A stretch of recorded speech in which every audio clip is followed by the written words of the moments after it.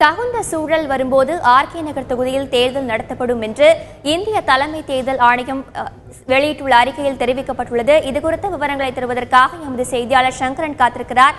சங்கரன், இப்போ ஆர்கே நகர் தொகுதி தொடர்பா இந்திய தேர்தல் ஆணையத்தோட அறிக்கையில என்னென்ன விவரங்கள்லாம் இருக்கு சங்கரன்?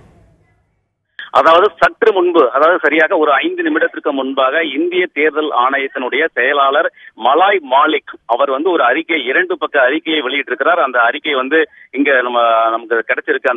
அந்த அறிக்கையில என்ன சொல்லியிருக்காங்கன்னா, ஆர்கே நகர் தொகுதியை பற்றி விவரங்கள் எல்லாம் அந்த 2 பக்க அறிக்கையில சொல்லப்பட்டிருக்கிறது. என்னன்னா, கடந்த அந்த தொகுதியினுடைய சட்டப்பேரவை உறுப்பினராக இருந்த மறைந்த முதலமைச்சர் ஜெயலலிதா கடந்த டிசம்பர் மாதம் 5ஆம் தேதி மரணம் அடைந்தார்கள். அதைத் தொடர்ந்து அந்த தொகுதிக்கான இடைத்தேர்தல் கடந்த ஏப்ரல் மாதம் 12ஆம் தேதி நடைபெறும் என அறிவிக்கப்பட்டிருந்தது. இந்த நிலையில அந்த தொகுதிக்கான இடைத்தேர்தல் வாக்குப்பதிவு ஏப்ரல் 9ஆம் தேதி 12ஆம் தேதி வாக்குப்பதிவு என்ற நிலையில 9ஆம் தேதி அந்த திடீரென்று அந்த வாக்குப்பதிவு ரத்து செய்து தேர்தல் ஆணையம் நடவடிக்கை எடுத்தது. ஏன்னா அந்த தொகுதியில அதிக அளவுல வாக்காளர்களுக்கு பணம் மற்றும் பரிசு பொருள் கொடுத்தது தொடர்பாக பல்வேறு கட்சிகள் மாறி மாறி புகார் கொடுத்ததன் அடிப்படையில் அங்கு தேர்தல் வாக்குப்பதிவு நடத்த முடியாத ஒரு சூழல் ஏற்பட்டதன் காரணமாக அந்த வாக்குப்பதிவு அங்கு ரத்து செய்யப்பட்டது. இது தொடர்பாக இந்த விவரங்களை எல்லாம் அந்த 2 பக்க அறிக்கையில் தெரிவிக்கப்பட்டிருக்கிறது. மேலும் என்ன விவரங்கள் சொல்லியிருக்காங்கன்னா, இந்த தொகுதிக்கு 6 மாதத்திற்குள்ள தேர்தல் நடத்தப்பட வேண்டும் அப்படிங்கிறது இந்த தேர்தல் விதி. அதன்படி இந்த 6 மாதத்திற்கான கால அவகாசம் என்பது ஜூன் மாதம் 4ஆம் தேதி, அதாவது கடந்த 4ஆம் தேதி இந்த 6 மாத காலம் அவகாசம் முடிவடைந்தது என்ற ஒரு தகவல் தெரிவிக்கப்பட்டிருக்கிறது. அதே நேரத்தில் அந்த தொகுதியில் நடைபெறக்கூடிய பணிகள் நிகழக்கூடிய சம்பவங்களை எல்லாம் உன்னிப்பாக இந்திய தேர்தல் ஆணையம் கவனித்து வருவதாகவும் அதில் தெரிவிக்கப்பட்டிருக்கிறது.